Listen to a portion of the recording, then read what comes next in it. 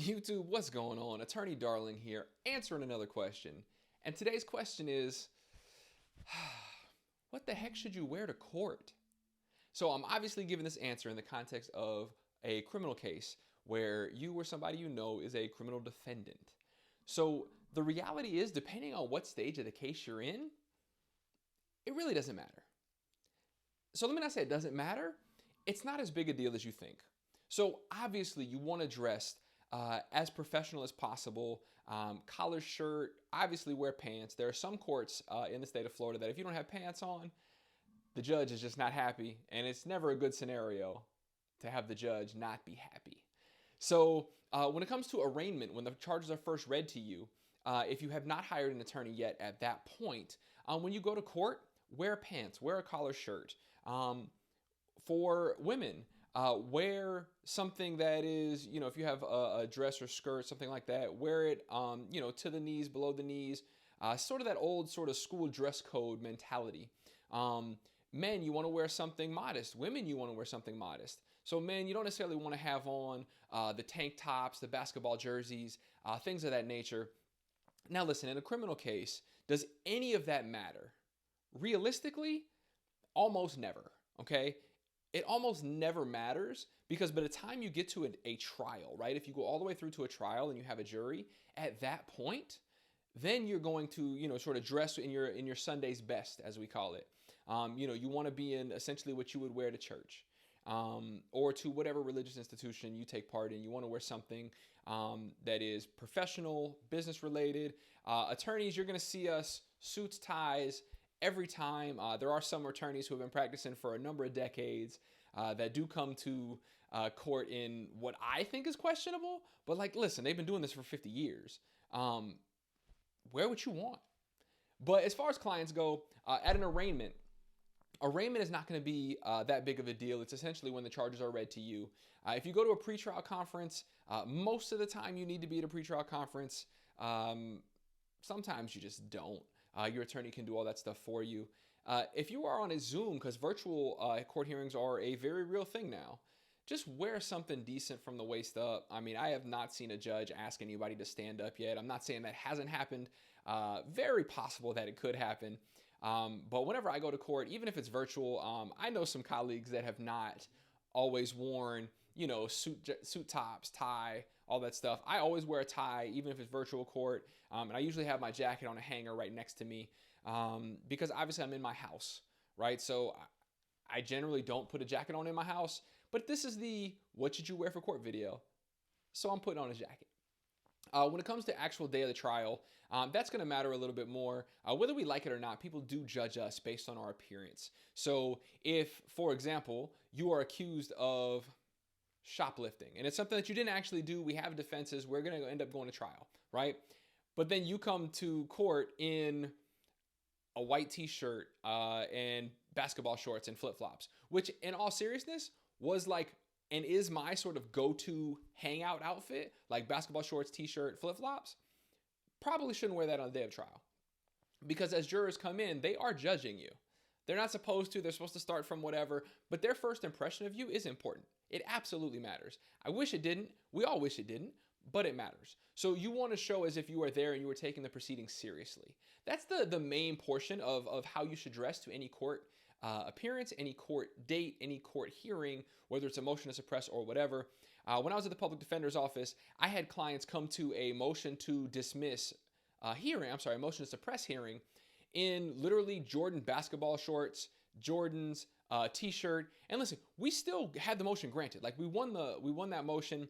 It was granted. The case was dismissed, and it was a phenomenal outcome. That also didn't involve a jury. So that involved the judge making a legal ruling on a motion. And the judge wasn't going to take that into consideration. Judges are incredibly professional the vast majority of the time. There are some judges that if you get mostly into more rural counties where the judges are, they feel much more powerful than they are in other places. Sometimes those little details matter much more to some judges than in big city courtrooms where you see hundreds of cases weekly, monthly, and we know, listen, people got to get to work. I want to bring up one last thing before I close. Your work uniform. So I have always had a thing where I don't necessarily like my clients wearing their work uniform. I just think it can look bad for the company. It can look bad for that process. But like at the end of the day, make a decision.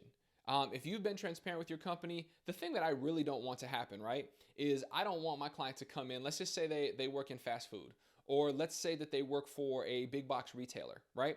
Like I wouldn't want you to come in a Wendy's or McDonald's or Home Depot, Lowe's uniform, not because I think those corporations care at all, but because I think there are people who interact with the criminal justice system who are going to be there.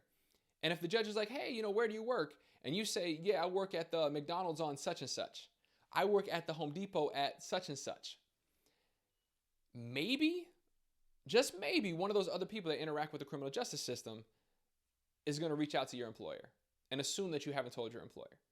So, like I said, for me, I tend to try and recommend clients away from wearing their work uniforms. Wear something professional, something with a collar. It doesn't have to be long sleeves, full button down, anything like that. It can be a regular polo shirt. Just wear something that shows and sort of gives some deference to the court that, listen, you are taking this seriously. Because you never want to get to a scenario where the court doesn't feel like you're taking this seriously. You end up getting a good deal on a plea, and then the court rejects the plea. So obviously they should never, ever take into account what you're wearing as a basis for what they're going to do. But obviously judges are smart too, and they're not going to say, well, because this person came with this piece of clothing and with this lawyer and this whatever, that's why I decided the way that I did.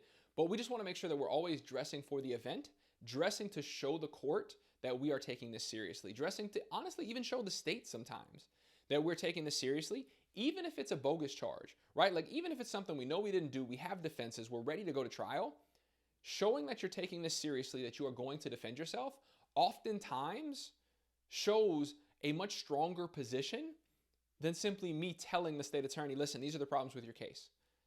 You showing up, you being active, you being a part of the process. And listen, every case is fact specific. So keep in mind, just because I'm giving some advice here, it's not legal advice for your specific situation. This is general stuff that should allow people to help navigate the criminal justice system as best that they can. If you have a question, or if you want a question answered here on this YouTube channel, contact at Attorney Darling. Contact at attorneydarling.com is the email address. Contact at attorneydarling.com. If you would like to go to my website, you can also sign up for my newsletter there. You can see some of the different practice areas that I practice. You can see the things that, all the different business social media links, as well as my Attorney Darling stuff. You can go to andrewdarlinglaw.com. I am licensed here in the state of Florida. That's the only place I am currently licensed. That may change at some point in the future. We'll talk about that. But again, take court seriously. Wear the attire that is going to show the court and show everybody else that you are taking this seriously. So again, questions, contact at attorneydarling.com. If you want to reach out to me, you can do it there. You can also go to my website, andrewdarlinglaw.com. Again, thank you guys so much. I appreciate your time. What questions do you want to know the answer to? Put them in the comments. Send me an email. I look forward to hearing from you. Take care, and we'll talk to you again soon.